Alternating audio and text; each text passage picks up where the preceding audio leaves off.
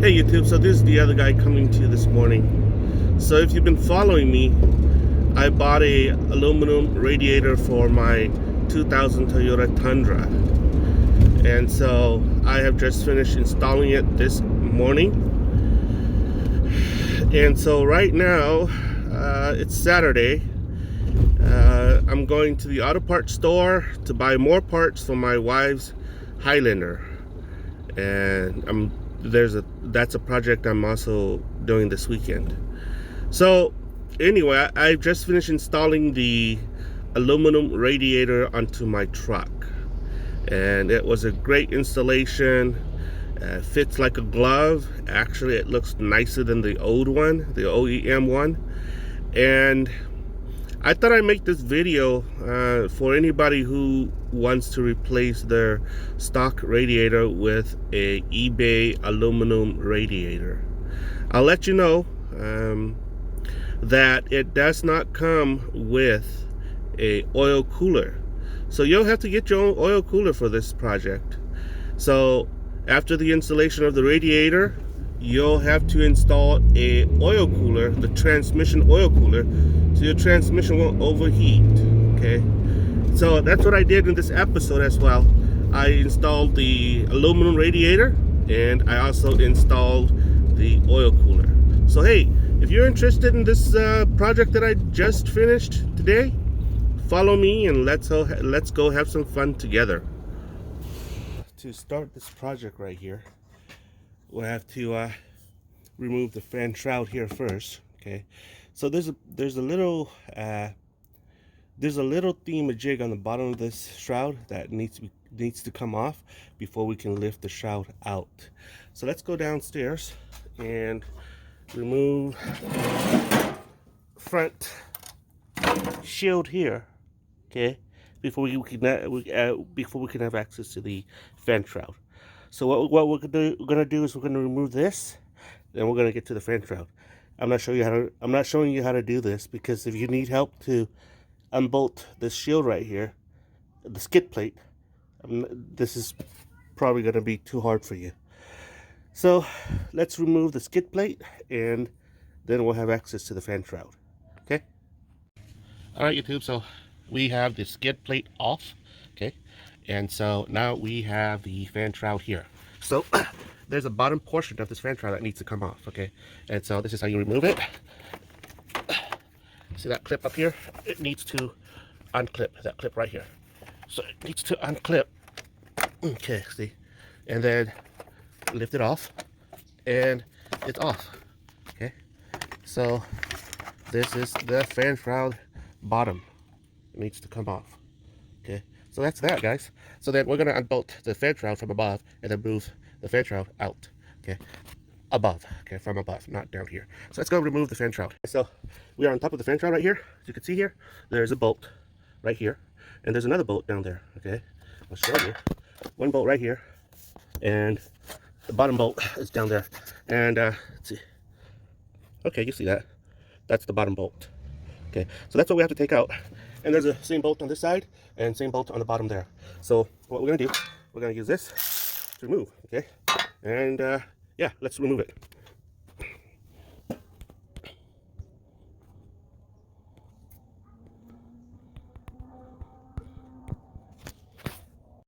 Okay, that's the last bolt that I have to remove. All right. So now comes the nasty part. So the reason why I have not drained the radiator fluid here is because I didn't want to get wet going underneath to remove the skid plate and to remove the bottom of the bottom shroud. So what we're gonna do is we're gonna drain the radiator. Okay, and then after that, once it's drained, we will remove the fan shroud so that I don't wet myself. Okay, guys. So I tried to make this as clean as I could, but I couldn't. Once I removed the drain plug there, it started squirting out that way.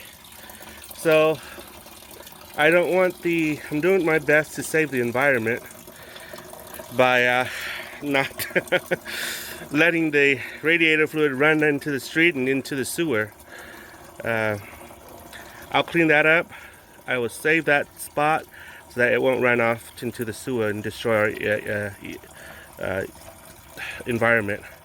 But basically, I'm draining it to this bucket right here, and once it's all drained, I can work on the car. So try your best to save the environment, guys. We only live in this world once, and after we die, we don't save the environment, we'll leave the world in a very crappy place for our children. So that's what I'm trying to do. I'm trying to save the environment by putting it in a bucket, but I missed a bucket. How I did that, I removed the radiator cap, and that thing squirt like you never know. So anywho, once this is all drained, we shall continue. Okay guys, so now what I'm gonna do is I'm gonna release this thing. Okay, all right, so again, I'm gonna remove that. Let's go to the bottom. Okay guys, so we're down here in the middle. I dried up the spot as much as I could with towels. So here we go. Now what we're gonna do is we're gonna be removing this part right here. This is the radiator, the bottom radiator hose. Doing it with one hand. Okay. Okay. Then we are removing that. Let me put this camera aside. We're gonna remove that. You see this right here? There's a transmission fluid line here and here. So the design here is that in cold winter days, the radiator will use the heat from the engine to warm up the transmission fluid here, and it gets recirculated back to the transmission so that the transmission won't be cold. So here in California, where I live, it's always warm, and we're spoiled by the warm weather, so we don't really need this this design here. So the radiator there does not have this design here, so we don't have to worry about it. So what I'm going to do is I am going to either put a transmission cooler and plug it up onto this line right here and this line, either that, or I'm just going to combine them together, splice them together, and we'll leave it like that. We don't really need this design.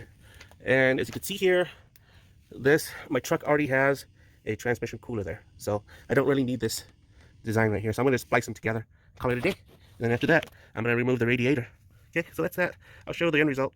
Okay guys, so basically now I'm going to remove this shroud here, and it's going to be straightforward, just removing the bolts off of this to remove the radiator, and I'll show you how I do it.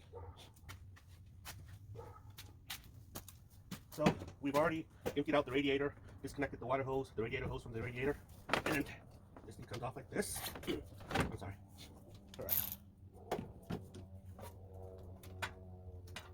All right. Okay. It has to be a number 10 socket. The socket that people lose the most. There you go.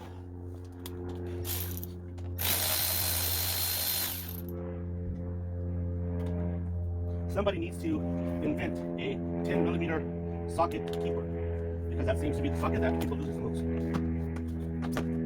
Okay.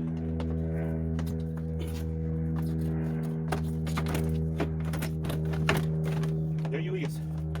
Doesn't take a rocket scientist to figure this out. Ta-da! Grand shroud off.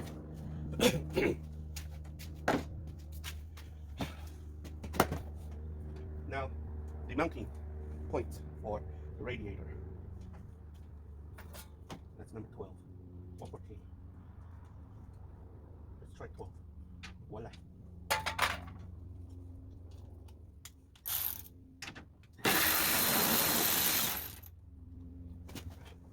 Well, let's not remove that first. We still like our bolts here. There's another way to remove it. Okay.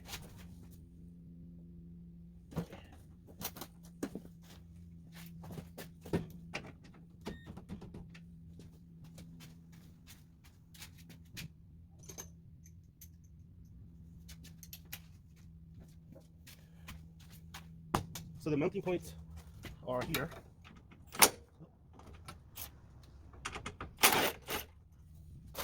Here. And there and there. Okay, right back.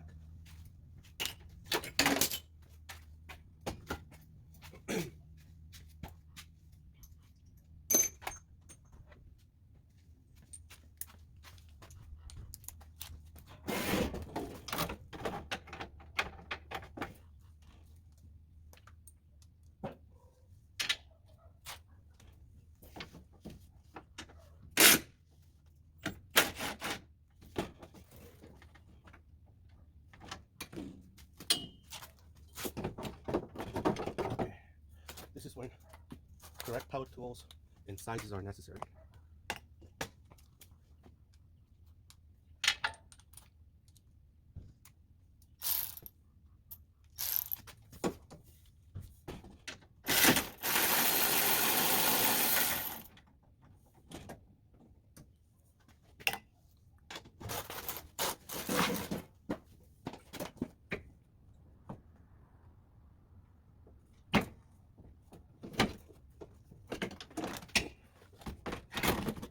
That's how you remove the radiator.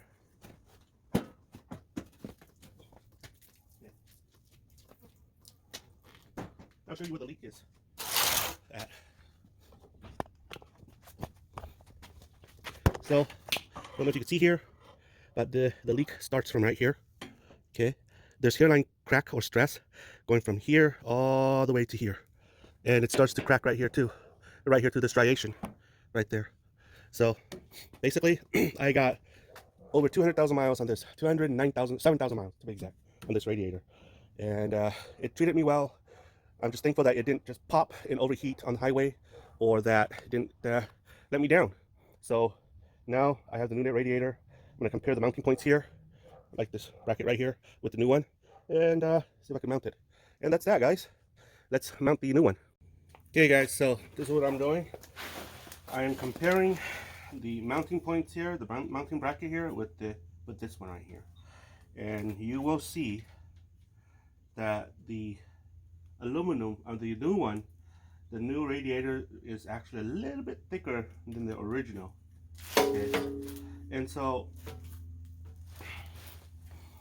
you see this little tab right here. See this little tab right here? It needs to be bent that way. So what I'm going to do, I'm going to bend this tab in the same way that this is bent. I'm going to see if I can bend it back like that to catch the hole that is made, that is on the truck. Okay, so it's about the same size. So I have to do that to the other side as well. So should go in, and I'll show you how it looks like right after this. Okay, guys, so it's mounted. You can see it's really nice. I like it shiny. So I use the same bolt mount here, same screws on both sides. There's 4 mounts here, and then what I'm going to do now is I'm going to plug everything back in, just like that. Cover goes back in. Ideally, if you have never changed these inlet hose, radiator hose right here, it's probably the best time to do it right now. The reason is because if there's nothing wrong with this, it's going to go for another 200,000 miles as well. So probably the best time to do it. Because when those hose failed, there's no warning. Just go like that.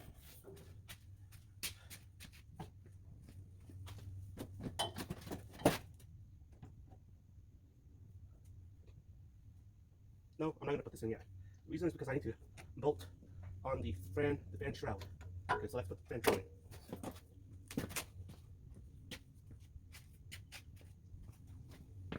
Hey guys, so the fan shroud is in.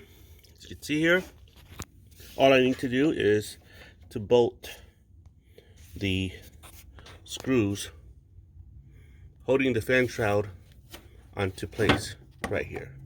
Okay, there's 4 bolts, 1 here, 1 down there.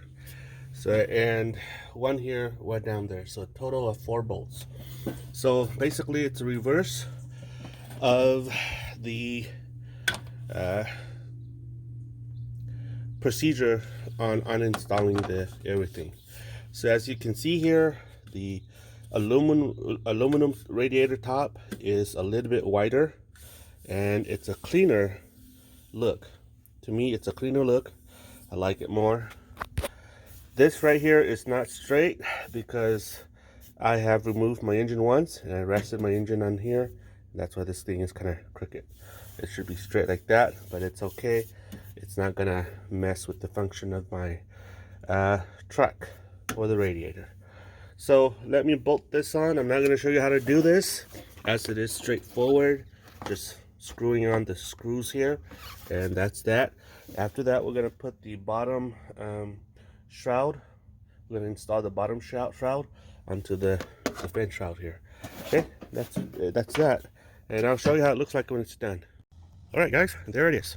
So I finished installing the fan shroud here, and it fits like a glove. I'll show you the bottom. So, finish installing the return outlet hose back into the engine. Here, I found that it was just hand tight. This is the outlet where if you want to release for any reason you want to change out your coolant or remove the radiator, that's the outlet screw. It was finger tight, so I tightened it a little bit more with a crescent wrench, and it's fixed. I also reinstalled my bottom fan shroud here. As you can see, I made brackets here to hold the fan shroud. The fan shroud, without like all plastic, the fan shroud broke, so I ended up fabricating brackets for it here, and that's more bracket to tie it onto the shroud so it doesn't fly off. There as well, it's nicely done. So fits in the radiator. The radiator fits into the truck like as it should. It's a little bit bigger than the OEM, wider I meant, and nothing is touching the fan, so that's a good thing. Okay, so that's a good thing. So by here I have transmission cooler hose. This goes to, if this was the OEM radiator, this line would be right here. Okay, and this line right here would be right here about. But because this is not the original OEM radiator, I'm gonna have to install a cooler for this truck. So I happen to have an extra cooler around. I'm gonna hijack it from my Toyota 4Runner there, and I'm gonna be installing it up here, and I'll show you. I'm gonna be installing it in this area right here. So this is another cooler. This is the OEM cooler that it came with, and I'm gonna put another cooler right here, right next to this cooler right here. So I'm gonna go get some more hoses, and so that I can install the cooler here. So this is the cooler that I'll be hijacking. I bought this from a local auto parts store when this truck was running. So that's what I'll be hijacking. Yeah, fun. Okay, YouTube, so this is what I've done so far. As I told you I would, I was going to hijack my Toyota 4Runner's transmission oil cooler, and I did. Installed it right in front of the area that I said I would do. Okay, now that's the OEM transmission oil cooler. That's the Toyota 4Runner oil cooler that I hijacked. And what I did basically is drill a hole here, and then screw this on. Drill a second hole here and screw that on, because this thing comes with its own bracket, as you can see here, down there as well, and there's a bracket here. So what I did is I drilled a hole here, made a bracket here, and basically installed the bracket here onto here and there as well. So basically it's complete. Okay, so this is how it's gonna work. Going down here, those are the transmission oil lines, and basically how they're gonna go is that each line is gonna go up to this let's see, that little hole right there and that little hole right there. It doesn't really matter how it goes, as long as it goes, it doesn't matter. So however, these lines are too short to reach up there, and my skid plate runs right underneath here, and so it'll crunch the lines here. So what I need to do here is I need to get a long enough hose, transmission hose, and wire it up somehow up there to prevent the out of the way of my skid plate, which runs from here to there. So that's what I have to do, guys. So I'm gonna go get some hose here, and I'll do, after I completely install this thing, I'll show you how it looks like. Alright guys, so this is what I did so far.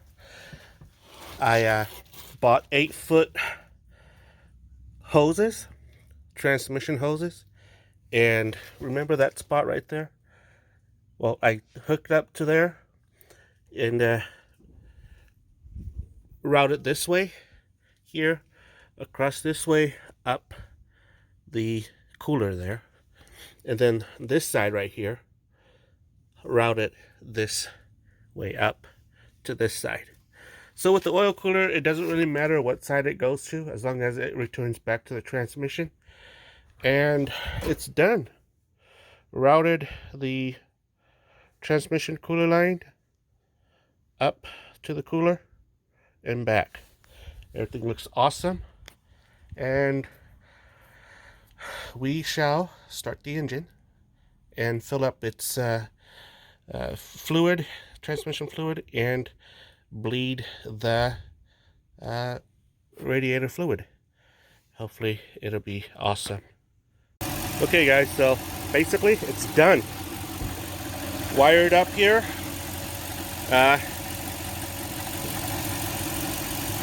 Got water in the radiator.